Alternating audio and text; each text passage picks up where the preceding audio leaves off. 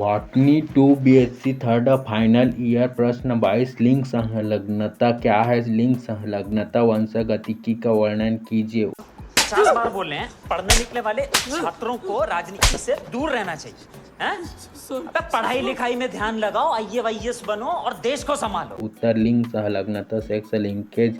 यह एक विशेष प्रकार की संलग्नता लिंकेज होती है जो उन अनुवंशकों जीन्स के मध्य पाई जाती है जो कि लिंग गुणसूत्र सेक्स क्रोमोसोम्स में पाए जाते हैं। समपात एवं विषमपात homologous and non homologous x and y chromosome के खंडों की स्थिति के अनुसार जीन विनिमय नहीं कर सकते हैं। यह स्थिति अपूर्ण रूप से जीन लिंग संलग्न सेक्स लिंक्ड माने जाते हैं। लिंग संलग्नता को सर्वप्रथम मॉर्गन ने ड्रोसोफिला पर ज्ञात किया था। लिंग संलग्नता वंशागतिकी सेक्स लिंक्ड इनहेरिटेंस जीन गुणसूत्रों के ऊपर पाए जाते हैं तथा गुणसूत्र दो प्रकार के होते हैं, एक ऑटोसोम, दो लिंग गुणसूत्र। यद्यपि एक गुणसूत्र के ऊपर पाए जाने वाले जीन एक साथ वंशागत होते हैं, अतः लिंग गुणसूत्रों के ऊपर पाए जाने वाले जीनों के द्वारा निर्धारित लक्षणों की वंशागतिकी को ही लिंग संलग्न वंशागति कहते हैं। ठीक है। मानव के लैंगिक लक्षणों के अलावा गैर लैंगिक या दैहिक सोमैटिक लक्षणों के निर्धारण के लिए जीन्स लिंग गुणसूत्रों सेक्स क्रोमोसोम्स पर पाए जाते हैं। इन जीन्स को लिंग संलग्न जीन्स तथा इनके लक्षणों को लिंग संलग्न लक्षण कहते हैं। यद्यपि एक्स और वाई लिंग गुणसूत्र की रचना भिन्न होती है, पर गैमेटोजेनेसिस के दौरान मियोटिक विभाजन के इनमें युग्मन या सिनैप्सिस अन्य समजात होमोलॉगस जोड़ियों के गुणसूत्रों की तरह ही होता है। लिंग गुणसूत्रों की रचना में एक समजात खंड तथा असमजात खंड होता है, अतः हम लिंग संलग्न लक्षणों को 3 श्रेणियों में बांट सकते हैं। ठीक है, समझ गया। एक्स लिंक्ड वे लिंग संलग्न लक्षण जिनके जीन्स एक्स गुणसूत्र के असमजात खंड पर होते हैं। ये पुत्रियों को माता और पिता दोनों में मिल सकते हैं, परंतु पुत्रों को केवल माता से मिलते हैं। 2 वाई लिंक्ड वे जिनके जीन्स वाई क्रोमोसोम के नॉन होमोलॉगस खंड पर होते हैं, अतः इनके एलील्स एक्स क्रोमोसोम पर नहीं होते। ये पीढ़ी दर पीढ़ी से पुत्रों में ही जाते हैं, अतः इन्हें होलोएंड्रिक जीन्स कहते हैं। अच्छा। 3 एक्स वाई लिंक्ड वे जिनके जीन एक्स वाई क्रोमोसोम के होमोलॉगस खंडों पर एलील्स के रूप में होते हैं, अतः इनकी वंशागति सामान्य ऑटोसोमल लक्षणों की तरह होती है। लिंग संलग्न लक्षणों की वंशागति को लिंग संलग्न कहते हैं। मानव के कुछ आनुवंशिक रोग के जीन मुख्य रूप से एक्स क्रोमोसोम में होते हैं। इनमें से अधिकांश रोगों के जीन रिसेसिव और प्रभावी होते हैं, अर्थात इन जीन्स के प्रभावी डोमिनेंट एलील सामान्य रोगहीन दशा स्थापित करते हैं। क्योंकि पुरुष में एक्स क्रोमोसोम केवल एक जबकि स्त्रियों में 2 होते हैं, अतः इन लक्षणों की वंशागति विशेष प्रकार की होती है।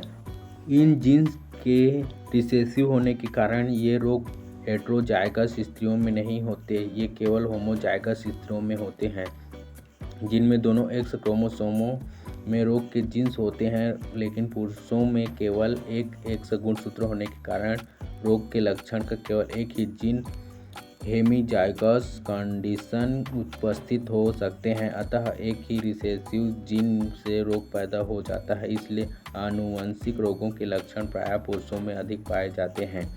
दूसरी ओर इन लक्षणों की वंशागति से यह स्पष्ट हो जाता है कि पुत्रों को इन लक्षणों के जीन पिता से कभी नहीं मिलते, क्योंकि पुरुष का अकेला एक्स क्रोमोसोम हमेशा पुत्रियों में जाता है। इन पुत्रियों से फिर यह जीन दूसरी पीढ़ी के पुत्रों F2 में जाता है, अतः पुत्रियों की भूमिका प्रायः वाहक की होती है। वेल डन, तालियां होनी चाहिए यार हमारे लिए। मनुष्य में एक्स लिंक्ड सुप्त लक्षणों में वर्णांधता, कलर ब्लाइंडनेस तथा हीमोफीलिया के रोग बहुत प्रसिद्ध हैं, जिनकी वंशागति निम्न प्रकार से होती है। मनुष्य में वर्णांतक की वंशागति inheritance of colour blindness in man.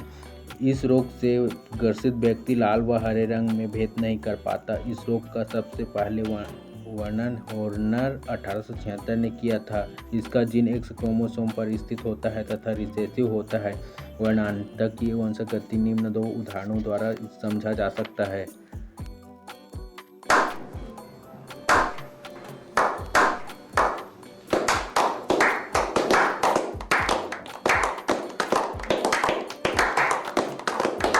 एक वर्णांत पुरुष व सामान्य स्त्री का विवाह। Colour blind man marry with normal women. यदि एक सामान्य वर्णबोध वाली स्त्री का विवाह वर्णांध पुरुष के साथ होता है तो उसकी सभी संतानें सामान्य वर्णबोध वाली होती हैं। यद्यपि पुत्रियों में दृष्टि सामान्य होगी पर वे रोग की वाहक होंगी क्योंकि उन्हें एक एक्स क्रोमोसोम पिता से प्राप्त होता है जिसमें वर्णांतक से संबंधित जीन होता है। दूसरा एक्स क्रोमोसोम माता से प्राप्त होता है। इनके पुत्रों में सामान्य वर्णबोध होगा। तू समझा? हाँ।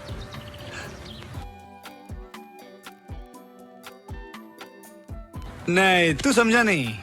अगर ऐसी वाहक कैरियर पुत्री का विवाह किसी सामान्य वर्णबोध वाले पुरुष के साथ हो तो उसकी सभी पुत्रियों में सामान्य वर्णबोध होगा, किंतु उनमें से 50% पुत्रियां वाहक होंगी क्योंकि उनमें एक जीन वर्णांतक के लिए दूसरा सामान्य वर्णबोध के लिए होगा तथा इनके पुत्रों में 50% पुत्र वर्णांध होंगे। तो वर्णांध स्त्री व सामान्य पुरुष का विवाह। Colour blind women marry with normal man. यदि किसी वर्णांध स्त्री का विवाह एक सामान्य वर्णबोध वाले पुरुष के साथ होता है तो उसके सभी पुत्र वर्णांध होंगे क्योंकि उन्हें एक्स क्रोमोसोम माता से प्राप्त होगा जिसमें इस रोग के जीन उपस्थित हैं।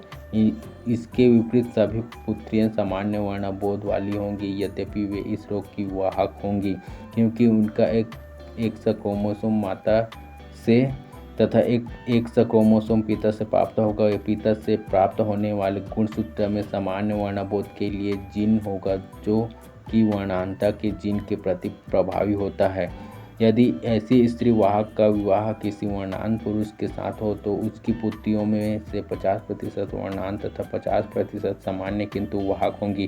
पुत्रों में भी 50% सामान्य तथा 50% वर्णांध होंगे। इस उदाहरण से यह स्पष्ट होता है कि स्त्रियों में वर्णांतता केवल तभी परिलक्षित होती है जब एक वाहक स्त्री का विवाह वर्णांध पुरुष के साथ हो।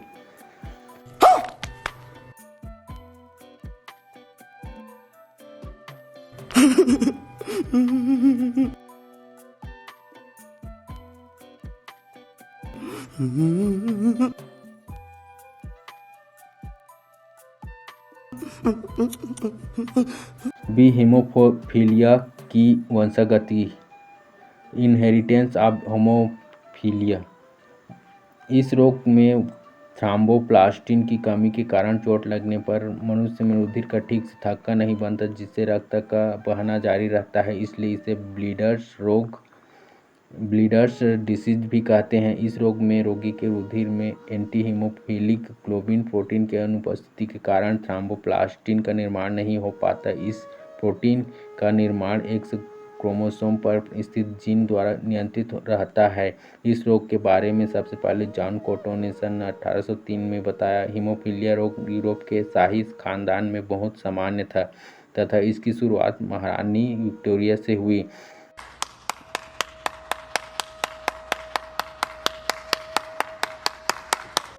यह रोग मुख्यतः पुरुषों में पाया जाता है क्योंकि इनमें केवल एक एक्स क्रोमोसोम होता है, इसलिए रिसेसिव अप्रभावी होने पर भी यह अभिव्यक्त हो जाता है। स्त्रियों में यह रोग बहुत कम होता है क्योंकि इनमें इस रोग के होने के लिए दोनों क्रोमोसोम पर रिसेसिव लक्षण का जीन होना आवश्यक है। हीमोफिलिक स्त्रियों की प्रायः वयस्क होने से पूर्व ही मृत्यु हो जाती है। हीमोफिलियों की वंशानुगति भी वर्णांतक की तरह ही होती है। यदि हीमोफीलिया रोग की वाहक स्त्री का विवाह एक सामान्य पुरुष के साथ हो जाता है तो उसकी सभी पुत्रियां सामान्य होंगी यद्यपि उनमें से 50% वाहक होंगी। पुत्रों में 50% हीमोफीलिया से ग्रसित होंगे। What? हे भगवान, ये क्या हो रहा है? मेहरबानी करके मुझे समझाइए, मेरी समझ में कुछ नहीं आ रहा है। यदि एक हीमोफिलिक पुरुष का विवाह सामान्य स्त्री से होता है तब उसकी सभी संतानें सामान्य होंगी। यद्यपि सभी पुत्रियां इस रोग की वाहक होंगी, क्योंकि इनके एक गुणसूत्र X पर जो इन्हें माता से प्राप्त होगा सामान्य प्रभावी जीन होगा तथा दूसरे X गुणसूत्र पर जो इन्हें माता से प्राप्त होगा सामान्य प्रभावी जीन होगा तथा दूसरे X गुणसूत्र पर जो इन्हें पिता से प्राप्त होगा हीमोफीलिया से संबंधित जीन होगा जो अप्रभावी रिसेसिव होगा। ये देना,